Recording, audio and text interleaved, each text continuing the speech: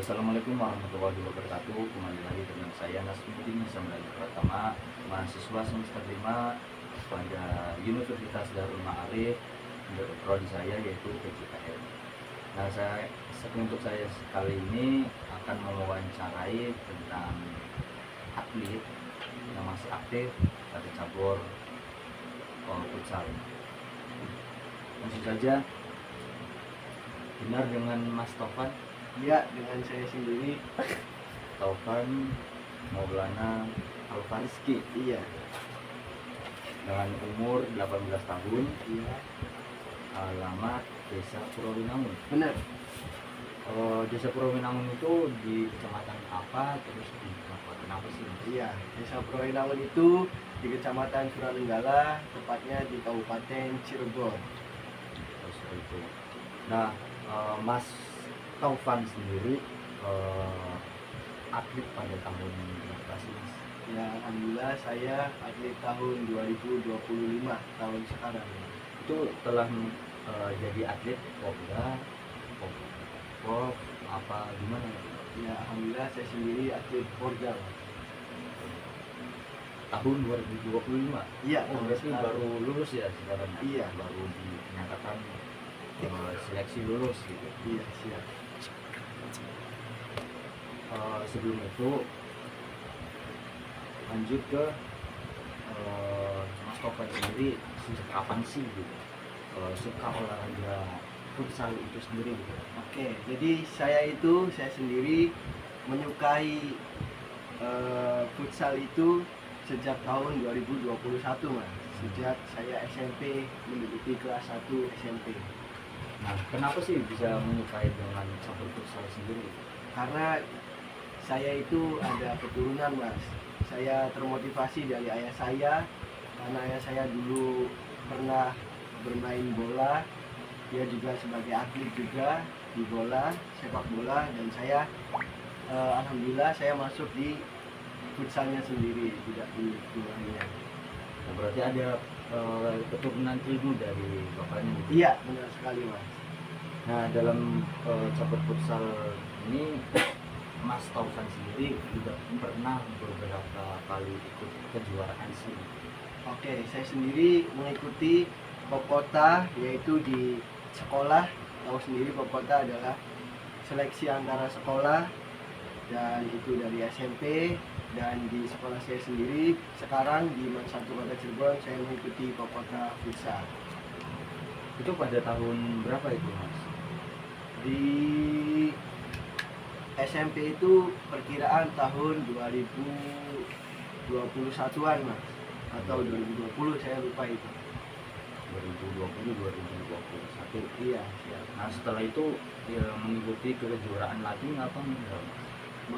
Saya mengikuti pas di SMA saya mengikuti, Mas, ya, seperti olahraga-olahraga yang diselenggarakan oleh universitas-universitas seperti UGJ, itu pernah saya mengikuti di situ, Mas.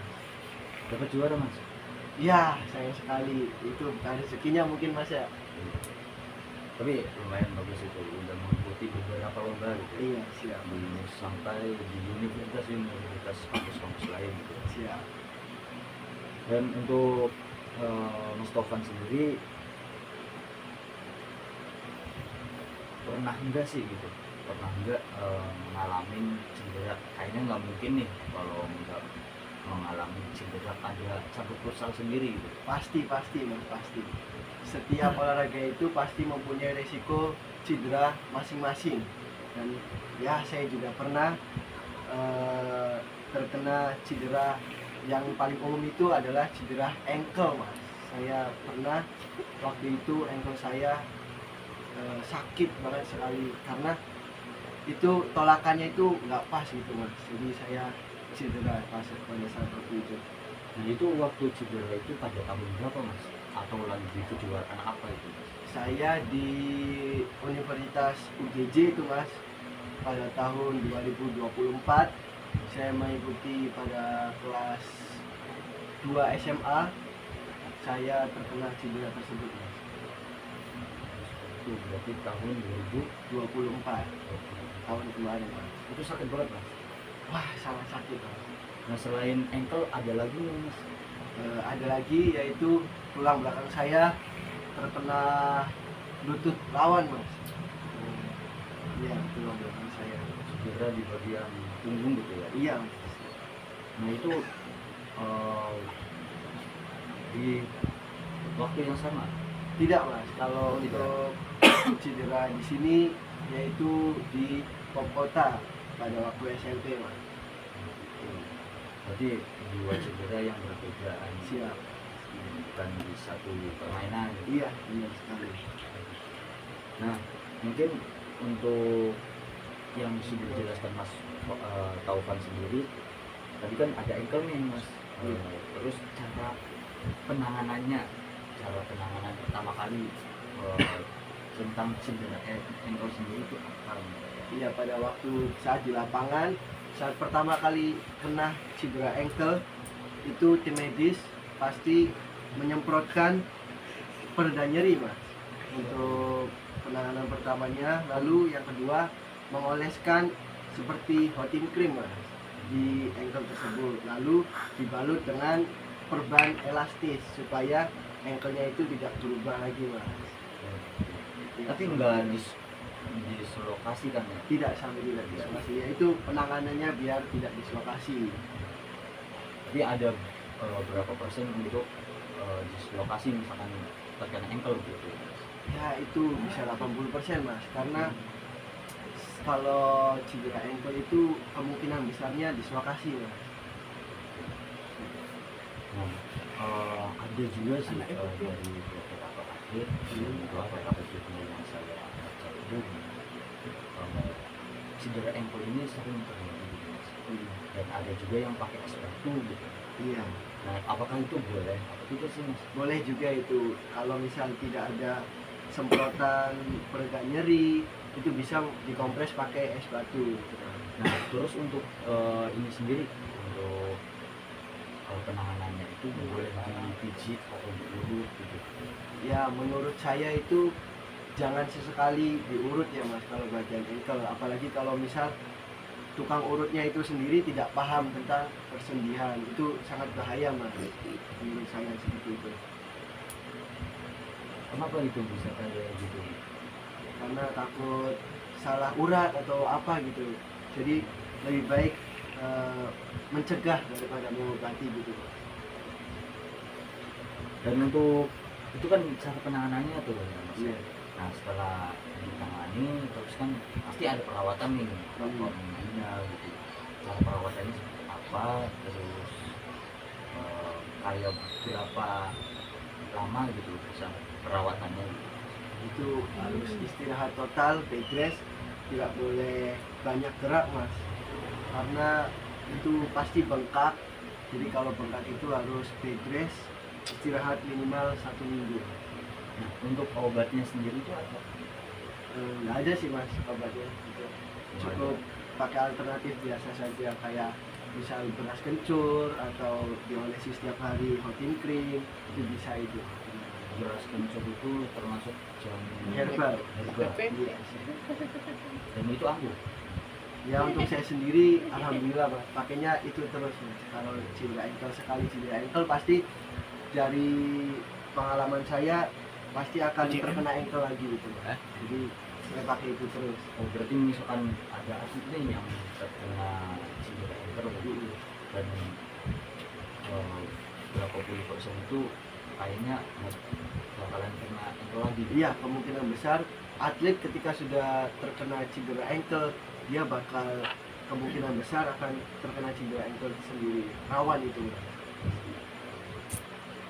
Nah terus tadi kan perawatannya tuh Iya, berapa minggu itu mas? 1 minggu mas itu. Satu minggu. Iya, Itu minimal atau maksimal? minimal itu.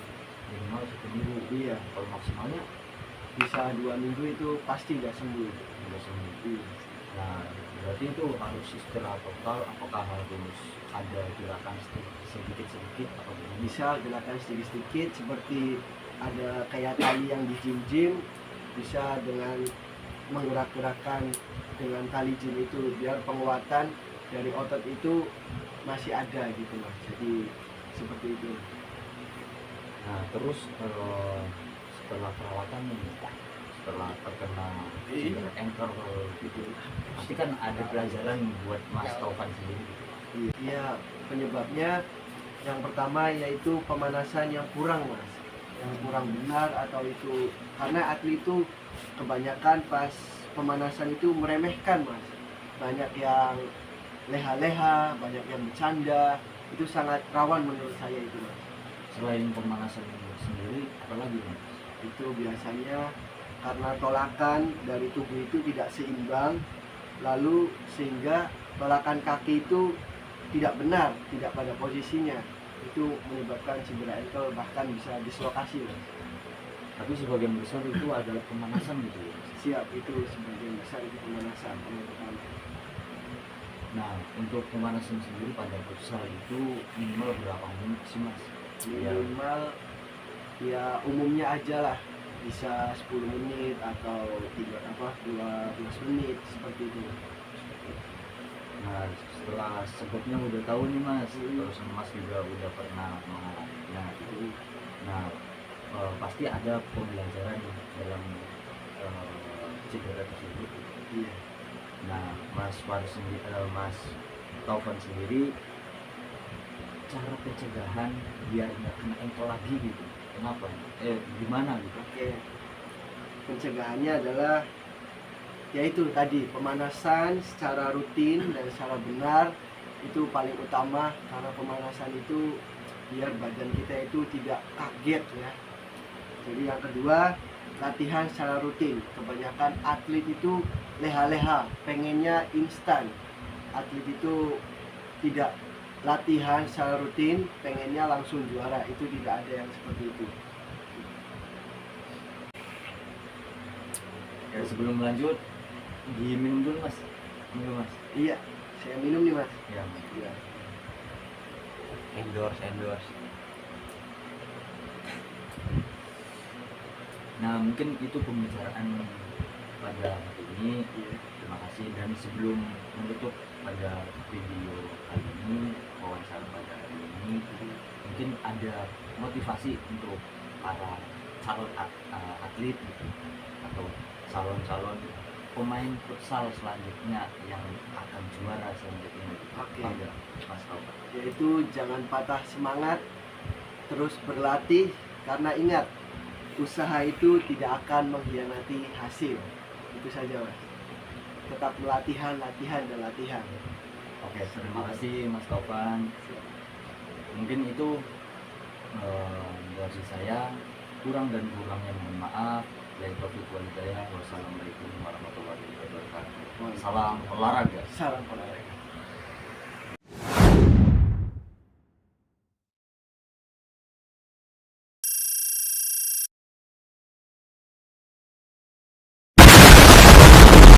Ya, assalamualaikum warahmatullahi wabarakatuh. Perkenalkan, nama saya Muslimin dari mahasiswa Universitas Darul Ma'arif.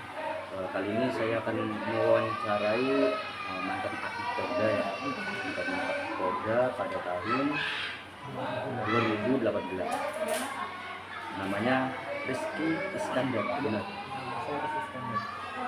Umur 28 tahun. Terus alamat Jalan Pangeran Derajat Gang Salam, Gang nomor Salam. 46, Kota Sejam. Iya, Itu berarti di kota ya Mas? di kota. Di kota. Nah, kali ini kita akan mewawancarai mantan atlet futsal Polda tahun 2018. Oke, yang pertama ini Mas, sejak kapan sih terjun di cabur futsal sendiri gitu? Terjun di cabur futsal itu ketika masih SMP, karena di sekolah sendiri kan belum terlalu booming futsal. Nah, baru mengenal futsal di usia SMP. SMP kelas berapa itu? SMP kelas 1. Kelas 1 SMP. Cuman eventnya kan masih belum menyeluruh, karena baru perkenalan juga, belum booming seperti sepak bola. Dari SMP kelas 1. Iya. Nah, setelah mengikuti senang nih sama olahraga futsal gitu, cabur futsal. Nah, setelah udah ngikutin beberapa kejuaraan sih. Kejuaraan udah banyak ya diikutin dari zaman SMP, itu ada Pop Kota. Pop Kota. Nah iya, cabang olahraga futsal. terus turnamennya kayak masih di tingkat kota kabupaten. Ketika di SMA juga sama. Nah naik itu ketika di kuliah, karena kuliah kan kebetulan di Bandung. Biasanya di mana? Ya, STKIP Pasundan Cimahi. Pasundan. Nah, di situ banyak kejuaraan yang ngikutin, diantaranya antar jurusan sejauh barat, antar kampus se-Indonesia. Nah, yang paling bergengsi ada namanya LIMA. Apa itu? Liga Mahasiswa. Itu paling bergengsi di tingkat mahasiswa. Nah, itu ada regional Jawa Barat, sampai regional nasional. Nah, bisa sampai ke regional nasional itu harus peringkat 3 di Jawa Baratnya. Nah, kebetulan kampus saya maju sampai ke tingkat nasional, cuma di nasionalnya masih belum dapat hasil. Iya, Berarti itu tingkat mahasiswa, seluruh mahasiswa. tingkat seluruh mahasiswa. Jadi udah merasakan dari zaman SMP sampai kuliah itu tingkat kota, provinsi, nasional sudah dialami semua. Bahkan yang terakhir sampai Proda juga udah dialami. Nah, untuk ini kan udah mengikuti futsal lama nih dari SMP. Mungkin kalau nggak mengalami cedera ya, yang pernah dialami Mas Rizky sendiri gitu, cedera tersebut. Ya, kalau saya kan posisinya kita jadi banyak cederanya di daerah kanan. Salah satunya ini di slop. Jadi ketika posisi nepis, tangannya ketendang masuk ke dalam. Belum mau yang lainnya. Ketendang. Bukan karena boleh, bukan. Iya, ketendang. Jadi ketika berhadapan 1 lawan 1, posisi tangan seperti ini. Nah, lawannya posisinya menendang. Jadi kaki bersentuhan sama jari masuk ke dalam tulang. Bisa disebut cedera dislokasi. Iya. Nah, Luar gitu ya. nggak masuk ke dalam tulang Ke dalam. nggak sesuai pada tempatnya. Nah, udah itu yang paling parah itu. Nah, itu yang paling Itu penting. yang paling parah. Terus cara menanganinya gimana itu? Cara penanganannya pertama itu untuk menghilangkan memarnya kita menggunakan es batu. Jadi cara yang paling ampuh ketika awal terkena cedera itu menggunakan es batu. Itu untuk menghilangkan memarnya. Kemudian di tukang urut paling diberesin untuk saraf-saraf tulang yang tidak pada tempatnya. Jadi disembuhinya di tukang urut. Oh, berarti dibungkus pakai air apa? Pakai es batu batu dulu, baru diurut gitu. Nah, iya. Untuk Bukan menghilangkan diurut dulu, memarnya. Bukan. Terus namanya sekuat itu. Iya, banget lumayan. Nah, setelah penanganan tersebut kan pasti ada perawatan nih. Nah, iya. Perawatannya berapa minggu atau berapa bulan? Nah, itu terkenanya itu masih sakit-sakitnya selama 2 minggu. 2 minggu. Nah, iya, jadi 2 minggu itu berhenti untuk latihan futsal. Cuma untuk jaga kebugaran jasmaninya masih suka jogging-jogging. Cuman untuk tangannya sendiri pemulihannya nggak dipakai untuk permainan futsal ya. Jadi paling penyembuhannya itu dikompres terus pakai es batu. Jadi itu pemulihannya jauh lebih cepat ketimbang pakai air hangat. Jadi lebih baik pakai es batu penanganan pertamanya. Nah, kenapa nggak pakai air hangat itu? Es batu lebih kasihan karena dingin juga, aslinya itu panas. Jadi ketika ditempel lebih cepat menggunakan es batu untuk pemulihan dari memarnya. Nah, lebih bagus lagi di kompresnya itu menggunakan air jahe. Air jahe. Nah, iya itu khasiatnya lebih bagus lagi untuk penanganan cedera yang memar-memar, menghilangkan rasa sakitnya tuh. Nah, terus itu kan udah cara penanganan, terus cara perawatan. Iya. Terus cara kenapa sih bisa terjadi dislokasi tersebut? Cedera tersebut? Dislokasi karena benturan yang terlalu kencang, jadi mengakibatkan tulang bergeser tidak pada tempat yang awal semulanya. Kalau pemanasan berpengaruh nggak sih? Berpengaruh. Jadi itu membuat kondisi siap untuk olahraga yang lebih berat selanjutnya. Cuman yang namanya musibah ya kan benturan, jadi tidak ada hubungannya sama pemanasan. Jadi Emang bener-bener kecelakaannya. nah iya, pun kecelakaan ya. Nah, terus setelah itu kan udah sembuh gitu. Iya. Nah, mungkin kalau pengen kenal lagi gitu, Nah, iya. cegahnya gimana? Pencegahannya paling ya Kalau kiper biasanya menggunakan alat bantu tapping namanya. Apa? Tapping. Iya, tapping untuk menghindari benturan. Biasa dipakai kiper pro Liga Futsal yang di tangannya ada seperti perban. Iya. Itu namanya Warna tapi putih. khusus jadi ya itu mengurangi daya bentur. Jadi pengamanan pertama menggunakan tapping. Iya. Untuk cara pencegahannya gitu. Nah iya supaya tidak terjadi mengurangi benturan. Oke, terima kasih Mas. Selanjutnya kasih motivasi nih buat kiper selanjutnya atau atlet futsal selanjutnya gitu.